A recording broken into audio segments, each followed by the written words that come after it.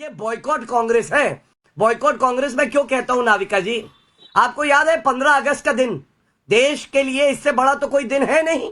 Independence day, खड़गे जी को न्योता गया, खड़गे जी आएंगे भारत के सम्मान में, खड़गे जी टाटा फिस, खड़गे जी आए नहीं, मतलब इंडिपेंडेंस डे पे नहीं आए।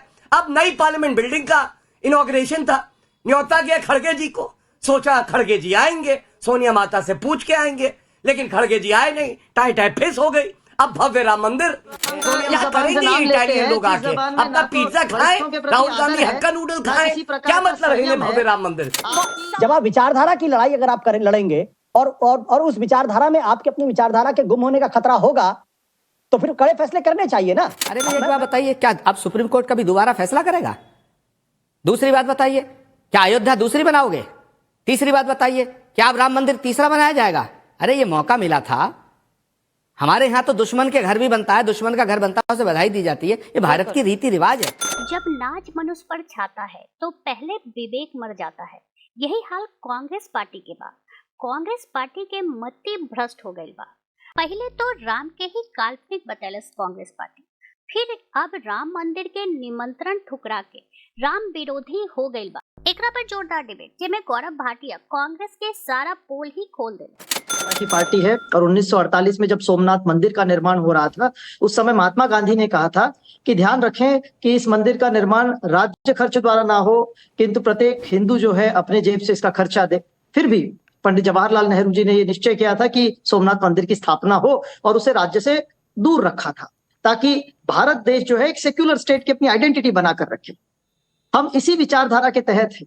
अयोध्या राम मंदिर में जो पत्थर लगे वो राजस्थान से गए। जब मुख्यमंत्री अशोक गहलोत जी थे, वही गुलाबी पत्थर से अयोध्या राम मंदिर का निर्माण हुआ। उस समय तो ये हालत थी कि वो मंदिर उसकी एक्सकवेशन जो है। आप राजस्थान के मुख्यमंत्री थे तो वो पत्थर आपका हो गया। ये पत्थर पर आपका नाम लिख दिया गया लोकेश जिंदल जी। अब सारे देश में जो भी वो पत्थर अपने मंदिरों पे लगाना चाहेगा वो आपके रहमो करम पर है। ये किस तरह की भाषा है? उस समय उस गुलाबी पत्थर की माइनिंग पर बैन था, लेकिन फिर भी राजस्थान सरकार ने सभी नियमों के साथ में वो राजस्थानी गुलाबी पत्थर अवेलेबल करवाया, ताकि इस कार्यकाल में किसी भी प्रकार की रोक टोक ना हो। तो बात दरअसल ये है, भगवान राम के हाथ, आज भी अगर आप मूर्ति देखें भगवान राम की, तो उसमें हाथ है जो कांग्रेस का चिन्ह है। तो ऐसा कहना कि हमने भगवान राम से विमुख हो गए थे या भगवान राम की भगवान राम में हमारी आस्था नहीं है, ये बहुत गलत है। दरअसल हम भगवान देखिए नाविका जी, ऐसा है कि जब आप इटालियन पिज्जा खाओगे, केवल अवकाश में बाहर घूमते रहोगे और जनता से आपका कोई लेना देना नहीं होगा, तो ऐसा ही होगा। अभी आचार्य जी की भावनाओं का मैं बहुत सम्मान करता हूं, उन्होंने एक अच्छी बात कही और मैं एक बड़ी बात उस पर कहता हूं। उन्होंने कहा भाजपा के थोड़ी ना है भगवान राम। मैं बिल्कुल मानता हूं ये बात आचार्य जी, लेकिन भगवान राम की प्रिय कौन सी पार्टी है? भारतीय जनता पार्टी और नरेंद्र मोदी जी। और मैं इसलिए कहता हूं, जो 4 प्रदेश की सरकारें न्यौछावर कर दे वो भारतीय जनता पार्टी है। जो रथ यात्रा निकाले कि भव्य राम मंदिर अयोध्या में बनेगा वो भाजपा है। जो हर मैनिफेस्टो में ये प्रण ले वो भारतीय जनता पार्टी है। और इसीलिए मैं कहता हूं, नरेंद्र मोदी जी के कार्यकाल में, योगी आदित्यनाथ जी के कार्यकाल में ये स्वर्णिम युग आ रहा है। लेकिन कंफ्यूज्ड कांग्रेस की बात करिए और ये सवाल पूछिएगा, अगर सोनिया गांधी और खड़गे जी ये कहते हैं कि ये व्यक्तिगत विषय है, तो उत्तर प्रदेश कांग्रेस इकाई जो है, अजय राय अध्यक्ष है नाविका जी, ये कह रहे हैं कि हम लोग 100 लोग जाएंगे मकर संक्रांति पे और मंदिर पे दर्शन भी करेंगे रामलला के और सरयू में स्नान भी करेंगे। तो मतलब उत्तर प्रदेश की इकाई कहीं जा रही है और कांग्रेस पार्टी के अध्यक्ष जो है खड़गे जी अलग। और कर्नाटका की सरकार ने कह दिया 22 जनवरी को जितने मंदिर हैं जिसमें सरकारी योगदान भी है वहां पे पूजा अर्चना की जाएगी। अरे भाई, कर्नाटका की सरकार कर रही है, वो सेक्युलर थोड़ी ना रहेगी। अब वो सेक्युलर नहीं है। और दूसरी बड़ी बात, ये बॉयकॉट कांग्रेस है। बॉयकॉट कांग्रेस मैं क्यों कहता हूं नाविका जी, आपको याद है 15 अगस्त का दिन, देश के लिए इससे बड़ा तो कोई दिन है नहीं। इंडिपेंडेंस डे, खड़गे जी को न्योता गया, खड़गे जी आएंगे भारत के सम्मान में, खड़गे जी टाटा फिस, खड़गे जी आए नहीं, मतलब इंडिपेंडेंस डे पे नहीं आए। अब नई पार्लियामेंट बिल्डिंग का इनॉग्रेशन था, न्योता गया खड़गे जी को, सोचा खड़गे जी आएंगे, सोनिया माता से पूछ के आएंगे, लेकिन खड़गे जी आए नहीं, टाई टाई फिस हो गई। अब भव्य राम मंदिर, सोनिया माता से पूछने में समय लगा। सोनिया माता ने कहा तुम अगर गए तो समझ लेना कुर्सी बचेगी नहीं, या तो कुर्सी बचा लो या तो हिंदू बन लो। और इसके डर के उन्होंने वही लिखा जो सोनिया माता ने और राहुल गांधी ने कहा। और इसीलिए मैं कहता हूं, वैसे कोई भी शुभ घड़ी हो और कोई अगर द्वेष भावना से आए, मन में ईर्ष्या हो, सोच में कालक हो, ऐसा व्यक्ति ना आए तो अच्छा है। पुण्य का एक काम हो रहा है, सारे भारत के हर नागरिक को हर्ष की अनुभूति हो रही है। क्या करेंगे इटालियन लोग आके? अपना पिज्जा खाएं, राहुल गांधी हक्का नूडल खाएं, क्या मतलब है इन्हें भव्य राम मंदिर? एक तो कांग्रेस पार्टी ने इसे भारतीय जनता पार्टी और आरएसएस का पॉलिटिकल प्रोजेक्ट बता दिया, जो करोड़ों हिंदुओं की आस्था है, नंबर एक। नंबर दो, कह रहे हैं कि धर्म निजी विषय है। अब मुगल जब इस देश में आए ना, तो उन्होंने जब मंदिरों को तोड़ा तो यही कहा निजी विषय है। लोग अपने घर में चुपचाप पूजा करते थे, मंदिर तोड़ दिए जाते थे। उन्हीं मंदिरों में ये राम मंदिर टूटा है, उन्हीं मंदिरों में ये काशी विश्वनाथ टूटा है, उन्हीं मंदिरों में ये ईदगाह मस्जिद बन गई मथुरा के बगल में, श्री कृष्ण जन्म स्थान के बगल में। उन्हीं मंदिरों में देश के अलग अलग हिस्सों में ये सब हुआ, और घर में बैठकर हम कहते रहे कि धर्म तो हमारा निजी विषय है।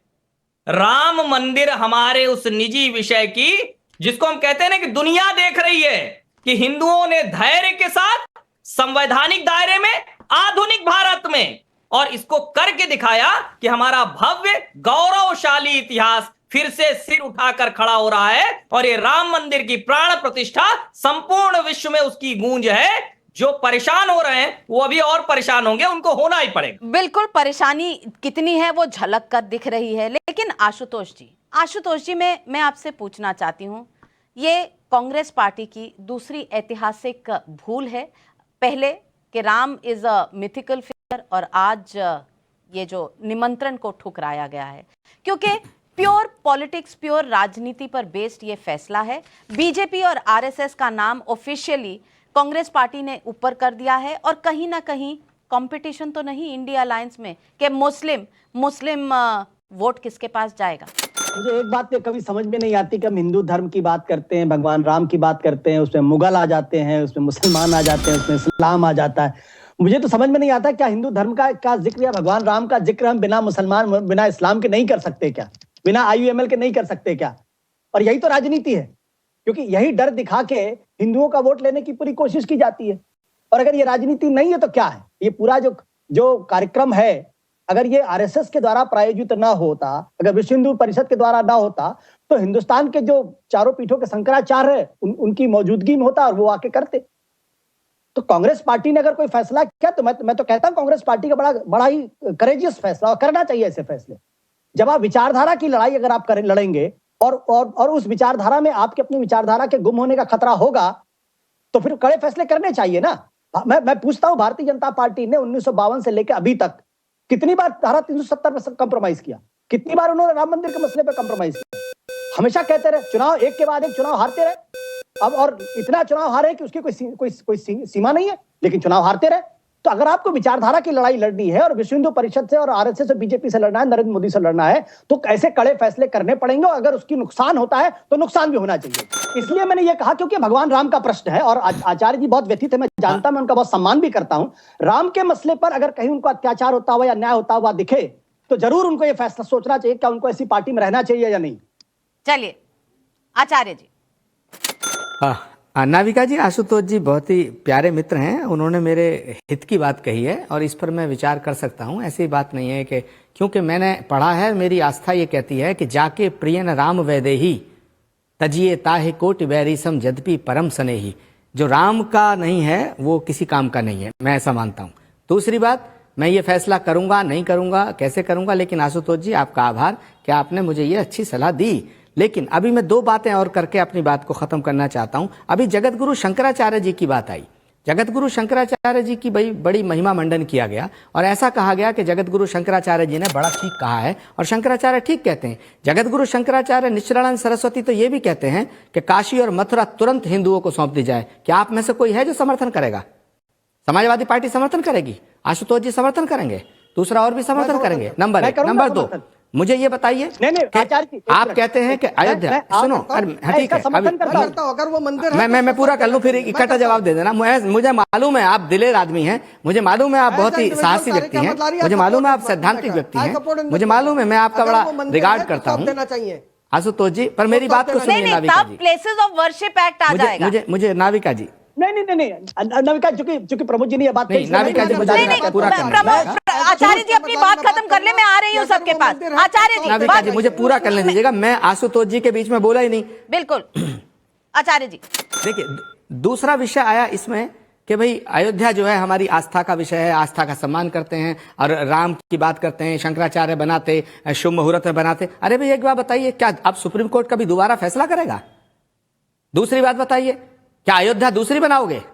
तीसरी बात बताइए, क्या अब राम मंदिर तीसरा बनाया जाएगा?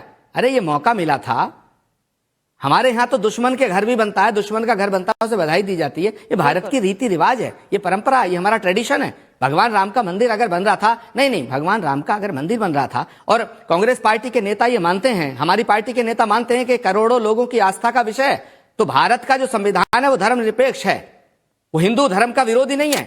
हज सब्सिडी जो कि टैक्स पेयर के रुपए से दी जाती थी, तुष्टीकरण का पर्याय थी, उस पर इन्हें कोई आपत्ति नहीं थी।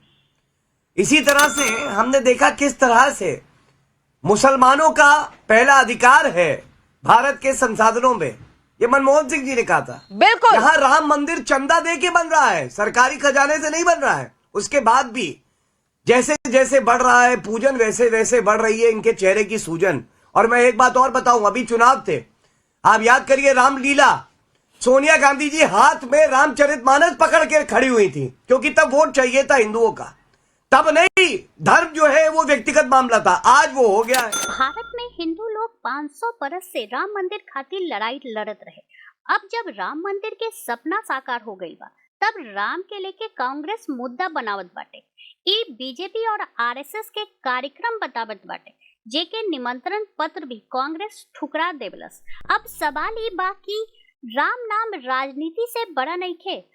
भारत जहां राम के जन्म होइल बाटे, वहां राम पर राजनीति ठीक नइखे। राम अगर सबके बाटे त राम मंदिर भी सबके बा। पर अब कांग्रेस के नीयत साफ हो गइल बाटे, मुसलमान वोट खातिर कांग्रेस राम के भी भुला देले।